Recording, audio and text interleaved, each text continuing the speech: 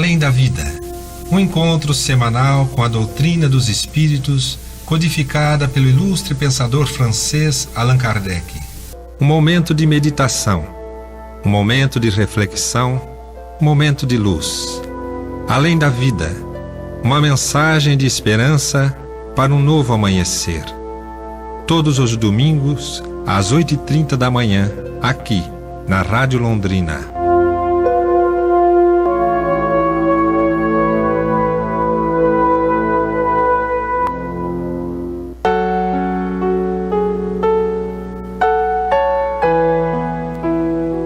Bom dia, prezado ouvinte da Rádio Londrina, cumprimenta o Silene. Eu adoro estar aqui com vocês, nesse domingo de solzinho, fresquinho. E Deus abençoe a todos, que vocês tenham um dia cheio de boas realizações. Nós todos, né? Eu também.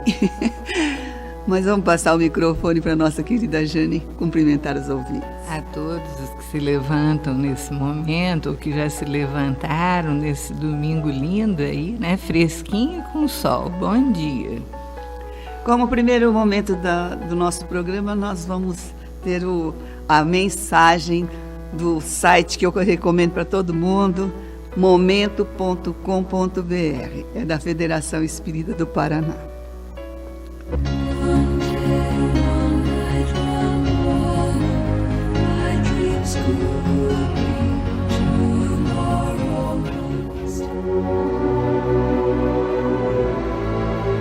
Dias de melancolia.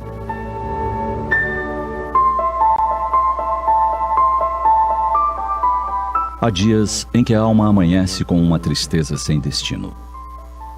Ela apenas surge e se instala, como se quisesse ganhar morada definitiva, como se ali fosse seu lugar. Entra com uma estranha intimidade, sem formalismos, sem licenças ou favores. Aninha-se, tomando conta de pensamentos e sentimentos sem escrúpulos, mesmo porque ela não tem nenhum. Quando nos damos conta, sentimos a alma melancólica, o coração apertado e uma saudade sem nome. Apenas saudade. Dias de melancolia são assim. Eles chegam sem aviso, sem data marcada, sem motivos aparentes.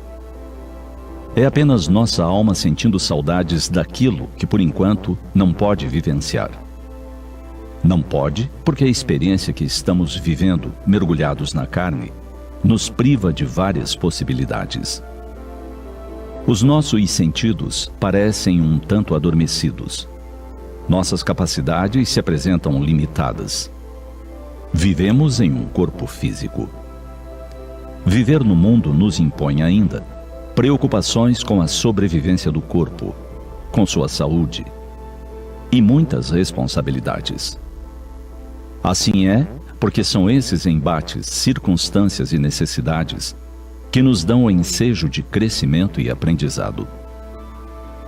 Embora todo esse processo esteja conforme as leis de Deus, é natural que a alma, de tempos em tempos, cansada de luta e sem trégua, se entregue a dias de melancolia. São as saudades dos afetos que ficaram no mundo espiritual, que não estão conosco na carne. São as saudades de lugares onde vivemos em alguma época. São saudades de tempos em que usufruímos de coisas que hoje não temos. Saudades de relacionamentos, de ambientes, de algo que nos felicitou a alma no passado. Sentimos falta da convivência harmoniosa com nossa família espiritual.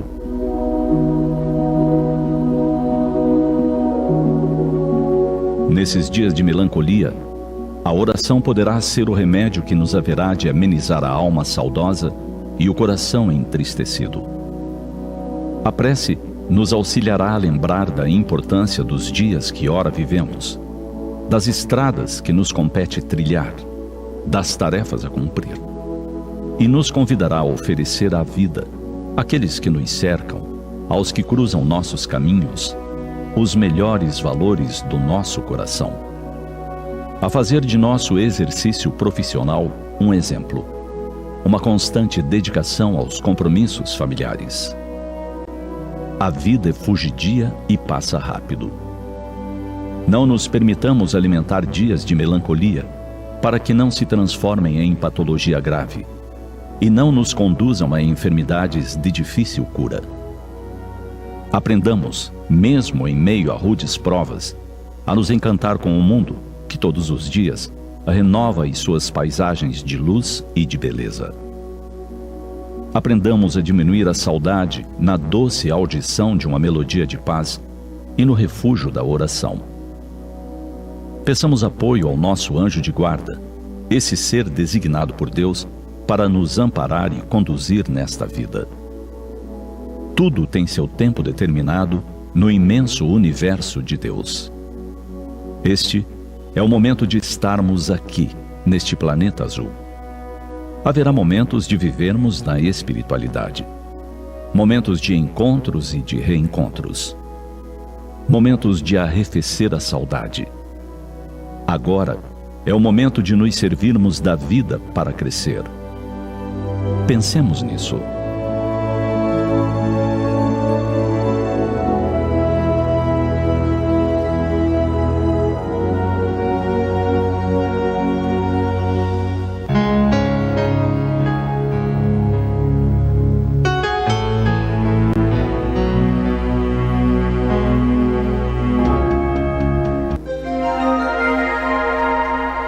Os textos do Momento Espírita estão à sua disposição na internet. É só acessar momento.com.br. Mais informações, ligue 41 3223 6174, Curitiba, Paraná.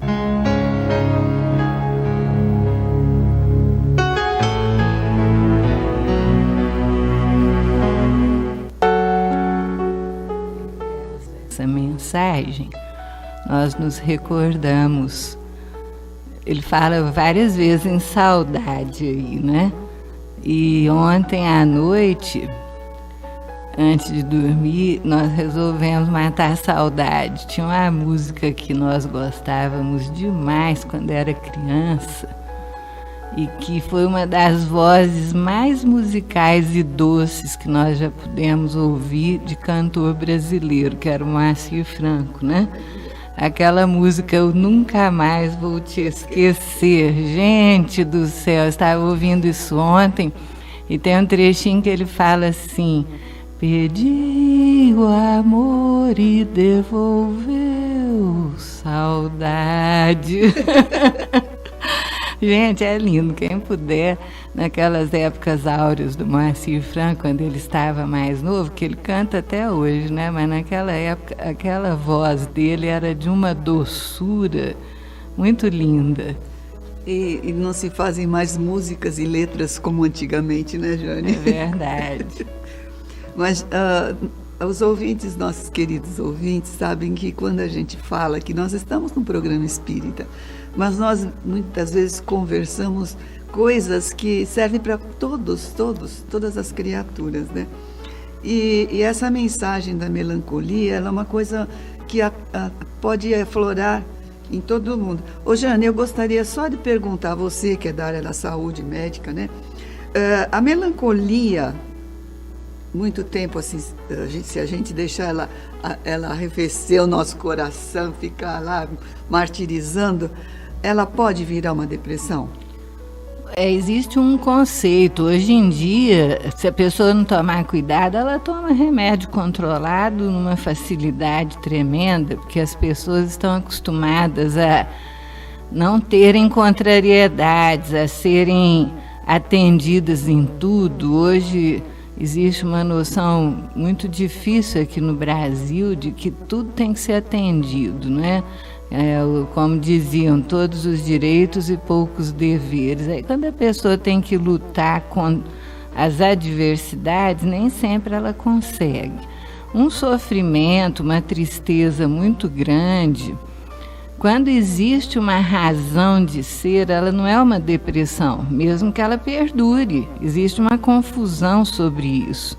Por exemplo, morreu um filho. É natural a pessoa ficar triste, às vezes 3 meses, 6 meses, 1 ano. Tem gente que fica triste o resto da vida. Agora, uma tristeza incomparável, que a pessoa não sabe por quê, não tem uma razão para ela estar triste. Se passar de 3, 4 meses, aí pode ser considerado depressão. Mas aí existe uma controvérsia, né? Porque há alguns psiquiatras americanos que orientam que quem tem fé verdadeira e tem uma religião dificilmente entra em depressão. Então, o que está faltando para as pessoas, não é? Pois é, sabe por quê, Jane? Porque eu tenho uma família no nosso prédio lá que perdeu uma filha há 40 anos. Ela estava viajando para Curitiba, acho que iam para a praia, final de ano, né, com os amigos, assim. Tinha, acho que 18 ou 19 anos. Todos ficaram vivos. Só ela que teve um traumatismo craniano lá e no fim acabou desencarnando em uma semana. E até hoje a irmã dela sofre saudades dela, está sempre tomando remédios, que eu ia falar para você, mas é uma coisa que já aconteceu há 40 anos. Então né, Jane? Por isso que eu perguntei para você. As saudades são permanentes, não passam nunca. Nós vamos ter saudade a vida inteira de quem nós amamos. Agora, o modo como enfrentamos isso, quando dá essa saudadezinha, às vezes dá uma certa tristeza de vontade de ter a pessoa perto. Mas é nessa hora que a fé socorre. A certeza da imortalidade da alma, que nós vamos nos reencontrar. E quantos se reencontram até nos sonhos, não é? Quantas mães nos contam, quantos avós, quantos pais que estão encontrando no sonho. É tão lindo, quantos filhos que falam que a mãe veio. Esses dias mesmo conversamos com uma que disse que a mãe veio tão linda, toda iluminada, linda, abraçá-la e falar para ela que ela tinha que parar de chorar, que ela estava bem. Em sonhos, isso é um reencontro durante o sono, são os espíritos que se buscam, se procuram e um vem consolar o outro. Eu tenho uma sobrinha, por parte do meu marido, que eles são evangélicos, né? E eles acham que vai ficar dormindo, né? E ela perdeu o pai, ainda era solteira, já tem filho moço. E foi em 1990, se eu não me engano, que ele desencarnou do coração. E já tinha problemas cardíacos, né? Novo, 46 anos ele tinha naquela época. E ele então faleceu, o pai faleceu. E faz coisa de 5 anos, minha sogra faleceu em 16. Vai fazer 6 anos agora em maio. No enterro dela, ela falou assim: tia, eu sonhei com o meu pai, mas era tão real, tia, tão real. Eu me abracei a ele, ele conversou muito comigo que eu não lembro o que ele falou, mas era tão real que ele falou assim para mim em determinado momento: agora eu preciso ir porque eu tenho tarefas a fazer. E ela se agarrou nele, ela falou assim, eu senti o corpo dele assim. Agarrei e falei: não, pai, não me deixa não, pai, né? Aí ela falou assim: isso pode acontecer, tia? Não é um maligno que pode ter se passado por ele? Eu falei: não foi a alegria do seu coração? Isso foi um encontro, é um reencontro que você teve. Deus é Pai, Deus é luz, as leis divinas, elas são perfeitas, não é? Eu hoje, por exemplo, estou fazendo 2 anos que a minha filha desencarnou. Então, vamos dizer assim, eu sinto saudade, sinto as lágrimas chegam, os olhos chegam, mas eu não tenho revolta nenhuma. Converso com ela todos os dias.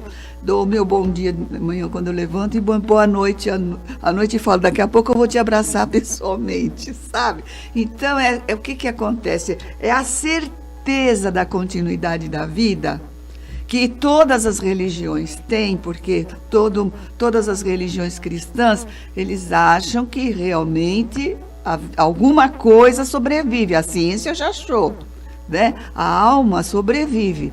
Tem até o peso da alma que os cientistas já detectaram, né? Então a gente vê que, em realidade, se você trabalhar no seu pensamento essa força de fé em Deus, na continuidade da vida, você vai, não que você não vai ter saudades, vai ter saudades, mas você vai ter assim a esperança de que um dia a gente vai se reencontrar. Você vê que quando nós estamos falando aqui da tristeza, da melancolia, parece que se atém a essa saudade dos seres queridos, né, que já se foram. E existem muitas causas que provocam tristeza nas pessoas, mas essa é a fundamental, é a saudade dos queridos que passaram. Isso fica, né? Às vezes a pessoa luta a vida inteira, não consegue o dinheirinho que ela deseja, fica triste porque não tem os bens materiais. Isso é natural, e se ela tiver um conhecimento de reencarnações, de vidas passadas, o porquê da existência aqui no corpo material, que é um aprendizado para a evolução, ela vai ter uma tranquilidade de que isso é uma experiência que ela está passando para que ela possa crescer espiritualmente.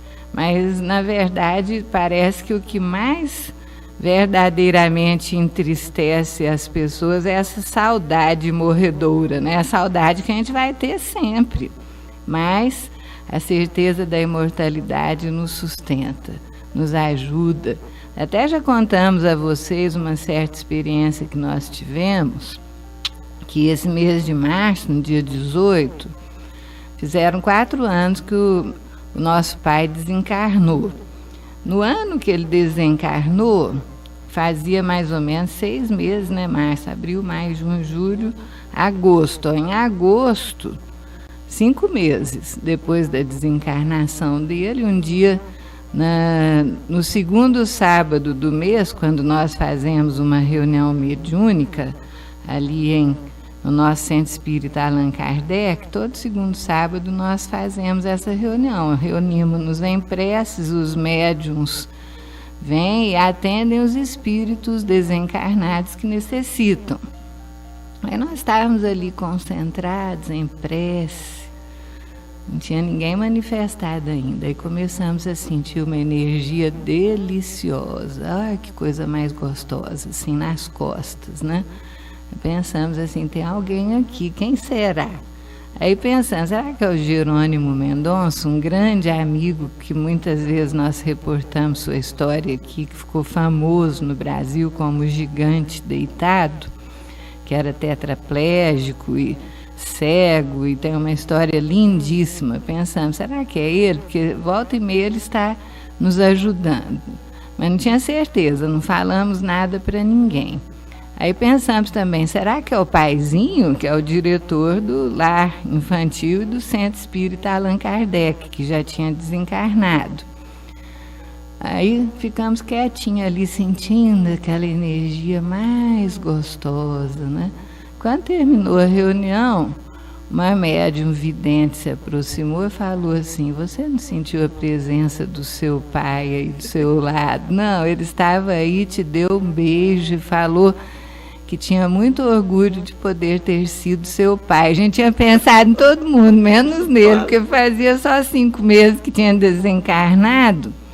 Quando ela falou isso, nós ficamos numa alegria. Ela ainda completou, falou assim, ele parece jovem, tem um rosto e um aspecto de 50 anos. Ele desencarnou com 87, bem velhinho.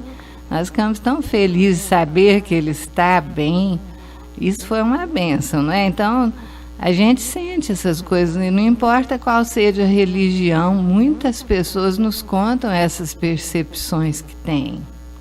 Pois é, e é engraçado porque muitas vezes a gente deixa a família meio triste por causa da nossa... A gente fica triste e quer que todo mundo fique triste também. Eu encontrei no Momento.com uma historinha, Jane, que fala assim, a tristeza que fere as pessoas, né? Então, a historinha começa assim, ó. O homem chegou em casa naquela noite, trazendo o mau humor que o caracterizava há alguns meses. Afinal, eram tantos os problemas e as dificuldades que ele se transformara em um ser amargo, triste e mal-humorado. Colocou a mão na maçaneta da porta e abriu. A luz da cozinha iluminava fracamente a sala que ele adentrou. Deteve o passo e pôde ouvir a voz do filho de seus 4 anos de idade. Mamãe, por que o papai está sempre triste? Não sei, amor, respondeu a mãe, com paciência. Ele deve estar preocupado com seus negócios. O homem parou, sem coragem de avançar, e continuou ouvindo. Que são negócios, mãe? São as lutas da vida, meu filho. Houve uma pequena pausa e depois a voz infantil se fez ouvir outra vez. Papai fica alegre nos negócios? Fica sim, respondeu a mãe. Mas então por que ele fica triste em casa? Sensibilizado, o pai de família pôde ouvir a esposa explicar ao pequenino. Nas lutas de cada dia, meu filho, seu pai deve estar sempre alegre para agradar o chefe da repartição e os clientes. É importante para o trabalho dele, mas quando ele volta para casa, ele traz muitas preocupações. Se fora de casa ele precisa cuidar para não ferir os outros e mostrar alegria, gentileza, não acontece o mesmo em casa. Aqui é o lar, meu filho, onde ele está com o direito de não esconder o seu cansaço, as suas preocupações. A criança pareceu escutar atenta e depois, suspirando como se tivesse pensado por longo tempo, desabafou. Que pena, hein, mãe? Eu gostaria tanto de ter um pai feliz, ao menos de vez em quando. Gostaria que ele chegasse em casa, me pegasse no colo, brincasse comigo, sorrisse para mim. Eu gostaria tanto. Naquele momento, o homem pareceu sentir as pernas bambearem e um líquido estranho escorreu dos olhos e ele se descobriu chorando. Meu Deus, pensou, como estou tratando mal minha família. E ainda emocionado, irrompeu pela cozinha, abriu os braços, correu para o menino e o abraçou, bem forte. Filho, vamos brincar? Foi o que perguntou. Eu achei essa história assim, bem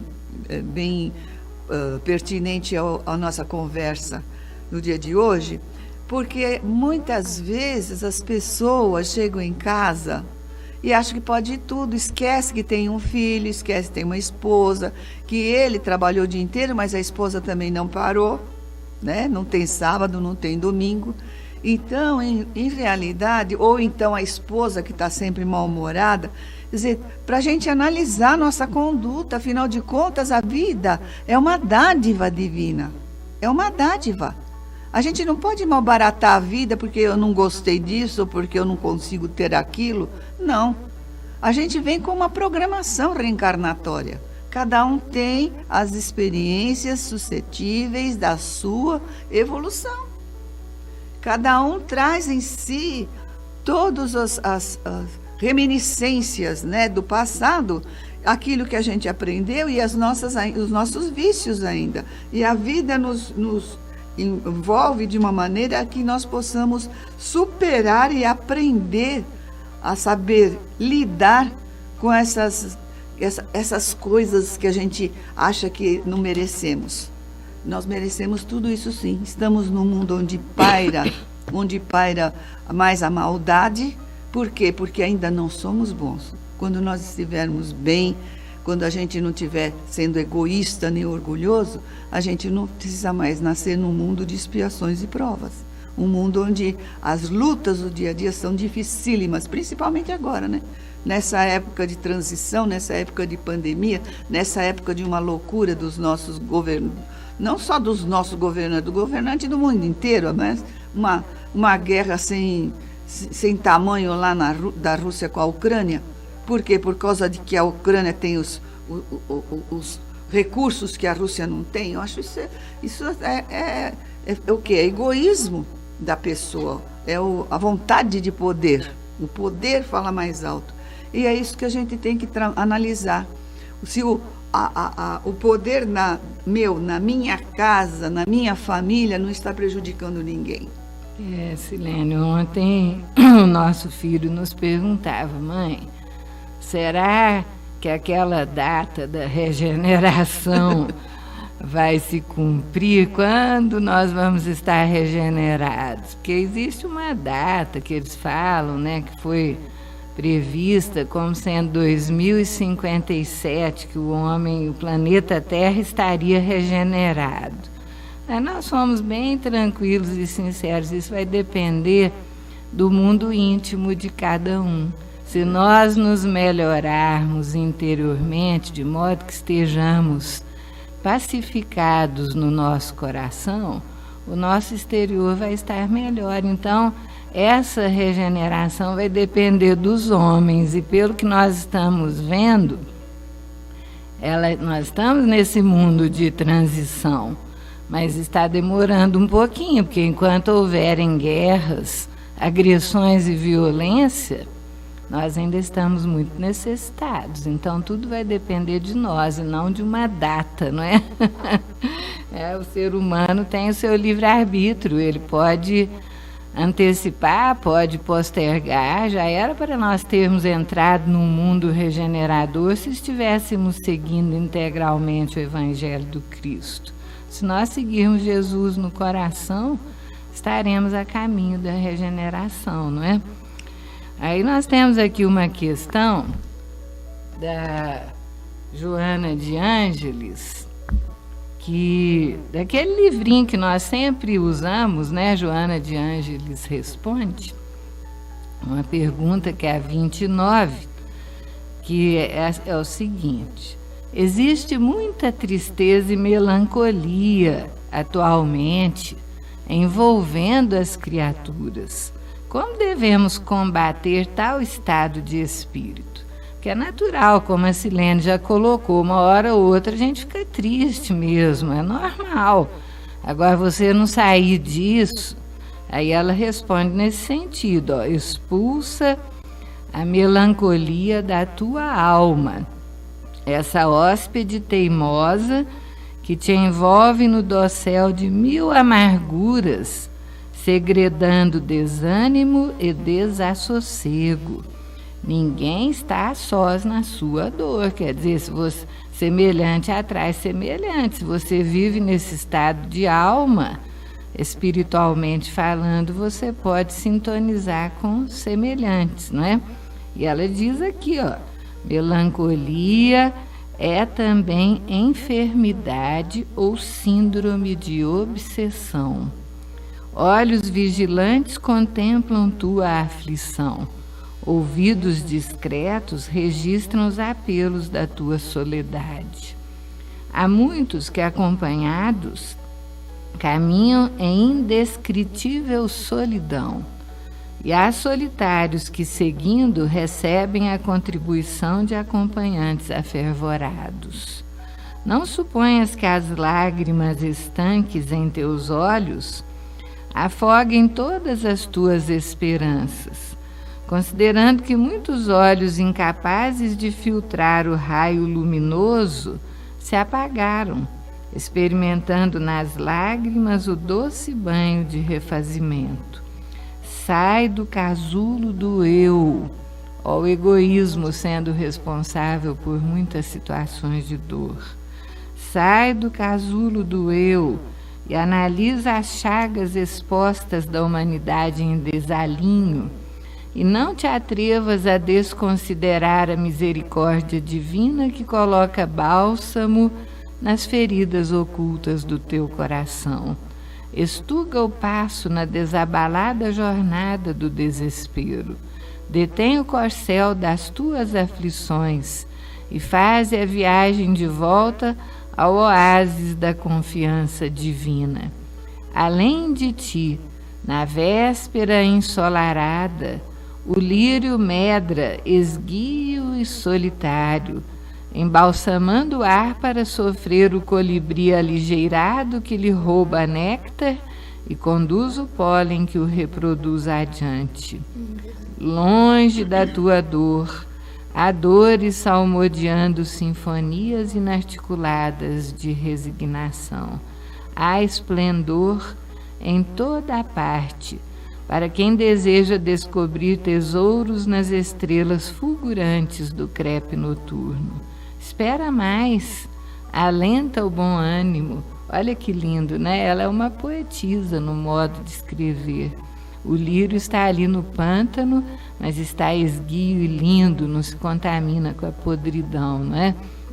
E a gente vê que nós estamos sempre amparados. Os próprios espíritos nos orientam no Livro dos Espíritos que quando nós estivermos achando que a nossa vida está difícil demais, é bom visitar quem está em situação pior que a nossa, para a gente pensar, nossa, meu Deus, eu estou tão bem, não devia estar reclamando da vida, né? Nem pensando tristeza. Sabe, gente, não há quem não tenha problemas, lutas, dificuldades, todos nós temos, tá? Mas compete sabermos, né, administrar de forma que eles não se tornem um fantasma na nossa vida, né? Por quê? Porque mesmo que a gente tenha os problemas, ninguém está, só tem coisa ruim na vida. Ninguém, né? Então, se a gente prestar atenção que aos lados dessas lutas que a gente tem, que são constantes na nossa vida, sempre existe uma compensação que Deus providencia. Tudo está nos desígnios de Deus, né? A gente tem que analisar assim, se eu tenho um lar, um teto que nos abriga, tenho uma família que me ama e eu amo esses filhos, né, na minha família toda, né? Pais amorosos, né? Irmãos, né? A divindade, Deus, né? Nos concede para que a gente restabeleça essas forças. Mas a gente tem que também lembrar o seguinte, ninguém está sozinho na vida. Às vezes você faz uma programação, por exemplo, nossa, eu vi lá no mercado, nessa loja lá na cidade, um negócio que eu estou precisando e que está em uma promoção muito grande, metade do preço, vou lá buscar. Aí eu vou lá buscar no dia seguinte, quando chego lá, a prateleira já está vazia. Por quê? Porque eu cheguei atrasada, né? Então, já começa assim, eu saio de casa para fazer um negócio, já não deu certo, né? E aí eu falo assim, mas eu não devia nem ter saído de casa. Mas não é assim que funciona. Não é assim que funciona a vida da gente. A gente, mesmo que a gente está sozinha, que a gente acha que Deus esqueceu da gente, a gente não está sozinho. Deus não esqueceu da gente. Nós é que não estamos sabendo perceber nem analisar o lado bom da vida. Por quê? Porque se eu olho assim, eu tenho o meu prato de comida na mesa, eu tenho a minha casa, o meu banhinho quente, a minha caminha quente, né? Olha só, uma família, um lugar onde eu possa conversar, possa conviver. Gente, um corpo perfeito. Quantas coisas boas que Deus me deu para que eu pudesse superar esses momentos difíceis.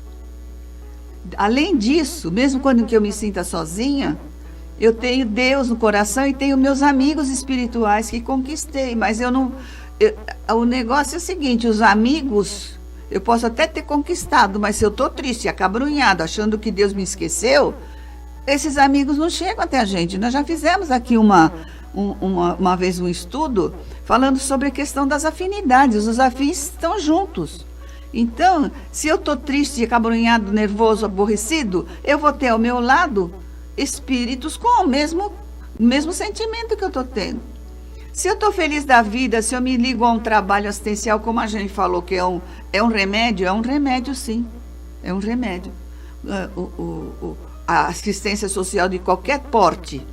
Eu vejo lá, por exemplo, lá na nossa casa espírita, todo sábado a gente faz um estudo, né, numa sala lá na nossa casa, e embaixo, lá no quintal da escola, tem uma equipe de mais de 20 pessoas arrumando sacolas de mantimentos, cantando, rindo, brincando. É uma alegria. A coisa mais deliciosa é você fazer um trabalho assistencial para alguém. Eu levo uma carona sempre de sábado. Cheguei na casa da carona, juntamente com os vicentinos lá, deixando um papel para outra semana eles recolherem alimentos. Lindo trabalho, lindo. A minha amiga saiu até rindo e falou para eles, pode passar aí que eu vou arrumar alguma coisinha para vocês. Então, em realidade, isso faz o quê? Faz você ver que existem pessoas em situações mais difíceis e que você pode ajudar. Muitas vezes a gente pode ajudar. Então, vamos deixar de reclamar da vida. Vamos procurar fazer orações, né? Pedir a Deus força para você não entrar naquela faixa negativa. A faixa negativa dele não deixa você fazer mais nada, porque aí essa negatividade vai passar até para a família vai ficar com raiva de você. Assim como a gente tem, às vezes, não tem muita vontade de ver determinadas pessoas, porque só sabem reclamar. Quando você vê a pessoa vindo na tua direção, você fala, ai meu Deus, né? É assim que a gente acontece. Mas ela precisa do quê? De uma força, de uma luz, não é? Então, vamos convidar para fazer algum trabalho assistencial, né? Então, que Deus abençoe vocês, porque toda casa religiosa tem o trabalho assistencial a ser feito. Ô, Silene, estava lembrando uma história que eu li esses dias. Achei tão emocionante naquela revista Seleções. Essa revista já faz uns quase 50 anos que eu leio. Comecei a ler, eu tinha uns 7, 8 anos. Lá em casa, na casa do meu avô, embaixo da escada tinha uma portinha que nessas coisas de Branca de Neve, assim, pequenininha, eu entrava lá dentro, tinha umas 1000 seleções, eu ficava deitada lá, porque não dava nem para levantar, era baixinho, e ficava ali de bruço lendo as histórias das seleções. Eu leio a vida inteira, recomendo. Até hoje há histórias lindíssimas, e a desse mês lá, que nos chamou a atenção, uma história tão linda que nós, ouvindo tudo isso aqui, nos lembramos dela, que a menina tinha tudo para ter uma depressão, uma tristeza incomensurável. Ela era filha de uma mãe que era viciada em drogas. E essa mãe, ela sumia de casa e desaparecia. E ela ia ficando grávida de novo. E a menina, com 10 anos, já cuidava de 3 irmãos, porque a mãe sumia, ela que fazia tudo. Aí um dia a justiça tirou as crianças da mãe, passou para a avó. Mas a avó não tinha coragem de fechar as portas para a filha. E a filha ia lá drogada, viciada, perturbava a família inteira, era um sofrimento. Muitas vezes os irmãos foram separados. Então, ela assumiu dentro dela a vontade de que ela nunca ia deixar a família se separar. Ela tinha só 10 anos. Ela cuidava dos irmãozinhos, dava banho, trocava fralda. E ela estava com atraso no aprendizado escolar, porque não tinha muito tempo. Não sabia ler direito com 10 anos, quando todos já liam muito bem. E ela via os campos universitários, e sonhava de um dia poder estudar em faculdade. Então, ela conversou lá com a diretoria da escola, eles fizeram um reforço, porque viam as dificuldades da menina, e ela, então, começou a fazer reforço para ler, para escrever bem, começou a se desenvolver na escola, mas cuidando sempre dos irmãos. Quando ela tinha mais ou menos 16 anos, ela entrou em contato com as assistentes sociais, né? Arrumou um emprego. Ela trabalhava o dia inteiro, tinha um apartamentinho que ela tinha alugado, estava ela com os irmãos mais novos, e ela que cuidava de todos. E ela tinha um namorado chamado Jerry, que era quem ela amava profundamente, achava que um dia eles iam ficar juntos, casados. Aí, para acúmulo da história, ela ficou grávida. Teve um filhinho chamado Donovan. Então, ela cuidava de todos, dos irmãos e do filhinho. E o namorado começou a pressionar para que ela escolhesse, porque ele queria ficar ela e o filho só. Não queria os irmãos. Aí ela escolheu ficar ela, o filho e os irmãos. Então, terminaram o namoro. Ela estava com mais ou menos 16 anos. Quando ela tinha 17, ela recebeu uma carta da Universidade de Los Angeles, na Califórnia, convidando para ela ir conhecer o campus. Era tudo que ela sonhava na vida dela. E ela pensava, meu Deus, eu vou poder estudar, fazer tudo o que eu pensava, aí tudo que eu sempre desejei na minha vida. Aí ela pensou, mas e os meus irmãos? E agora, se eu escolher isso, eles vão ser levados para lares separados de novo, minha família vai ser separada. Então ela rasgou a carta da universidade, escolheu de novo seus irmãos e trabalhava dia e noite. Quando ela tinha 18 anos, os assistentes sociais insistiam para que os irmãos fossem colocados em outros lares. Então, ela pediu uma audiência para o juiz, né, uma juíza, e viu o que ela podia fazer para manter os irmãos junto com ela. E ela conseguiu, ela adotou todos eles como mãe. Olha só. E a juíza deu os parabéns a ela pelo amor que ela tinha e o que ela estava fazendo para manter a família unida. Ela criou todos, isso virou até filme. Então, ela podia ter desistido, né? Podia ter se afundado na tristeza, na revolta. Trabalhou a vida inteira cuidando desses irmãos e hoje eles são a família. Ela deve estar por volta dos seus 35, 40 anos, os irmãos todos grandes. Tem uma foto bonita nas seleções de todos eles reunidos e ela com um filho que deve estar por volta de uns 10 anos de idade agora.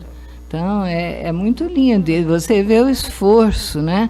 Ela não se entregou e ela trabalhou desde criança, porque aqui no Brasil é proibido, mas há lugares do mundo em que a criança pode trabalhar, né? Você vê a responsabilidade que no fundo do coração ela já tinha, porque era ela que tinha que criar essas crianças, né? A mãe verdadeira, espiritualmente falando, era ela, né? Na programação reencarnatória. Então, o que a gente vê? Nós estamos quase terminando, faltam 3 minutinhos a nossa parte, para depois escutarmos o Zé Antônio. Você chegou a ver o tema? Eu não consegui ver o tema, viu, João? A oração do Pai Nosso? Beleza. Então, a gente vê que para tudo na vida, o melhor remédio é a gente acreditar em Deus. A gente esperar, porque Deus é nosso Pai. E Ele nunca esquece dos filhos. Nós é que somos, assim, queremos as coisas neste momento. E o nosso momento nunca é o momento de Deus. Muitas vezes a gente não sabe, não tem a visão espiritual daquilo que realmente necessitamos naquele momento. Mas nós podemos fazer das nossas tristezas uma alegria, fazer uma prece, né? Ouvir uma música, abrir a janela do quarto, né? Mesmo com chuva, mas você olhar lá para fora, ver o vento bater nas árvores, as árvores sendo castigadas, e no dia seguinte vem o sol, as árvores se recompõem, né? A gente olha para o chão, as pétalas das flores que foram despetaladas fazem um tapete, né? Muitas vezes a gente vai lá com raiva e varre, e não, é tão bonito quando a gente vê aquelas fotografias do Japão, dos outros países, assim, tudo forrado daquelas pétalas das flores, principalmente como é que é aquela frutinha lá?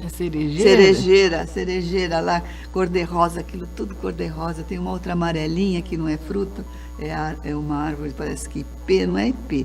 Também fica aqui mesmo em Londrina, quando a gente vê na época do ipê, mais ou menos agosto, setembro, né? Fica aquilo tudo no chão. A amarelinha que você fala é aquela que tem ali na leste-oeste, a Cássia Imperial, é maravilhosa, né? Então fica aquilo forrado, acho tão lindo. Então é isso, vamos a dar valor e olhar a beleza da natureza, ela nos exorta à vida. Nós vamos terminando aqui a nossa fala, né, o nosso estudo da melancolia, rogando ao Senhor que todos nós possamos tratar desses momentos de tristeza para que a gente não venha sucumbir, né? Deus é bom, Deus é Pai, Deus sabe o que faz. Bom domingo a todos. Bom domingo, mantenhamos o pensamento elevado, confiante de que tudo passa, que toda tristeza, toda provação é transitória. Oramos. Os apóstolos um dia se aproximaram de Jesus e indagaram ao Mestre: Mestre, nos ensine a orar. Então Jesus respondeu: quando vocês orarem, digam assim: Pai nosso, que estás nos céus, santificado seja o vosso nome. Venha a nós o vosso reino. Seja feita a vossa vontade, assim na terra como nos céus. O pão nosso de cada dia nos dai hoje. Perdoai nossas ofensas, assim como perdoamos quem nos tem ofendido. Não nos deixeis cair com as tentações, e livrai-nos de nossos males. Assim Jesus nos ensinou a conversar com Deus. Hoje, a proposta nossa na reflexão é olhar para o Pai Nosso, ouvir o que Jesus está ensinando quando Ele nos propõe essa oração. Primeiro lugar, quando Jesus diz assim: quando vocês orarem, digam assim: Pai Nosso. Jesus está nos legando um dos seus maiores presentes para a humanidade: chamar Deus de Pai. Os pesquisadores do Evangelho chegaram a fazer as contas, descobriram que existe mais de 270 citações de Jesus, lógico que repetidas em alguns evangelistas, alguns momentos são repetidos, em que ele usa a palavra Pai. Mais de 270 vezes Jesus chama Deus de Pai. Só no Evangelho de João, mais de 150 vezes Jesus chama nosso Pai, nosso Criador, de Pai. E nos apresenta Deus como um Pai. Quando faz algumas parábolas, nos apresenta alguns raciocínios, usa a figura de Deus como de um pai. Um pai tinha 2 filhos e fala do filho pródigo. Um pai tinha 2 filhos e fala do filho que não quis ir colher as uvas na vinha para guardar nos celeiros, e do outro que disse que não ia e foi e guardou. Sempre falando de um pai. Então, um dos maiores legados que Jesus nos deixa é de podermos olhar para um Criador todo-poderoso, Criador de todo o universo, de todos nós, como um Pai. Mas por consequência, isso tem uma consequência. Todos nós tornamos-nos irmãos. Todas as criaturas criadas por Deus na condição hominal, na condição de consciência, somos irmãos. Então nós temos o dever de nos relacionar como filhos de Deus, como irmãos. Então aí nós vamos dividir o Pai Nosso em 2 partes. Na primeira parte, em que nós temos de nos colocar, segundo Jesus nos propõe, em relacionamento com o Criador, submisso à sua superioridade, à sua grandeza, à sua magnanimidade, tanto que ele diz assim: santificado seja o vosso nome. O que é santificar o nome de Deus aqui na terra? O que é viver na terra honrando a Deus? Então me recordei, por exemplo, quando Elias, o profeta, propõe aquele desafio aos 400 sacerdotes de Baal. Quando ele vence aquele desafio, está lá no Velho Testamento, em Reis, e ele pede ao rei Acabe que mande decapitar os 400 sacerdotes. Por que Elias faz isso? Ele, um profeta. porque ele julga que está honrando a Deus fazendo isso, porque ele está matando os inimigos de Deus. Ele não tem a consciência de que aqueles sacerdotes são seus irmãos, são filhos do mesmo Deus, porque quem veio trazer ao mundo essa realidade foi Jesus. Então Elias não tinha essa consciência, essa compreensão. Então ele vai honrar a Deus, santificar a Deus, na condição de quem mata os impuros, mata os injustos. Mas a partir do momento em que surge Jesus na nossa existência e que nos apresenta um Deus de amor e de misericórdia, já não dá mais para pensar em santificar o seu nome com gestos de crueldade. Nós só podemos pensar em santificar o nome de Deus com gestos de amor e de bondade. Venha a nós o vosso reino. Então, a nossa primeira parte do Pai Nosso é o nosso relacionamento com o Criador. Quer dizer, Jesus está dizendo que nós temos que pedir que Deus nos ajude a trazermos para o mundo em que nós vivemos, que é um mundo imperfeito, de almas imperfeitas, o reino de amor e de paz. Então, venha a nós o vosso reino de amor e de bondade, e seja feita a vossa sublime vontade aqui na terra, como nos céus. Então aí há duas conotações: ou ele está comparando os céus com a terra, quer dizer, que seja feito na terra como já é feito nos planos espirituais superiores, ou que seja tanto feito na terra quanto seja feito no mundo espiritual, que não necessariamente precisa ser o superior. Então seja feita a vossa vontade aqui na terra como nos céus. Então a primeira parte do Pai Nosso é nós nos submetermos ao Criador e pedirmos ao Criador que se aproxime do nosso mundo e nos traga o seu reino de amor e de bondade, onde nós aqui vamos santificar o seu nome, vivendo em amor e bondade. Na segunda parte, Jesus nos propõe então aquilo que nós necessitamos e sugere que nós peçamos a Deus. Primeiro, o pão nosso de cada dia. É interessante que Jesus não pede o pão para a eternidade, ele pede o pão para cada dia, porque cada dia tem sua necessidade. O pão nosso, se nós formos pensar até metaforicamente, pode ser qualquer coisa. Hoje, por exemplo, pode ser a esperança. O pão que eu precise pode ser a esperança de dias melhores. Hoje, para alguém, neste momento, o pão de cada dia pode ser sim um agasalho, pode ser sim um alimento, mas para outros pode ser a saúde. Pode ser uma pessoa que esteja passando um momento de tanta dor, tanta doença física, que para ele o pão daquele dia vai ser o alívio do seu sofrimento. Então, quando a gente pede, Pai, o pão nosso de cada dia nos dai hoje, é o alívio para aquele problema daquele momento. E aí sugere Jesus: perdoe, Pai, as nossas ofensas. Então Jesus está dizendo que para vivermos aqui na terra, nós temos que estar em paz com a consciência. Nós temos que estar em paz com as leis divinas. Mas Jesus faz uma proposta condicional. Assim como nós perdoamos quem nos ofende. Ele está dizendo: peça perdão a Deus. Mas lembre-se, Deus os perdoará se vocês forem misericordiosos para com os seus semelhantes. Eu sempre me recordo com muita intensidade da parábola do credor incompassivo, porque quando ele vai pedir perdão para suas dívidas vultuosas, é perdoado por aquele rei, segundo Jesus na parábola, e ele sai e vai e encontra alguém que lhe deve muito pouco e não tem nenhuma piedade e começa a cobrar.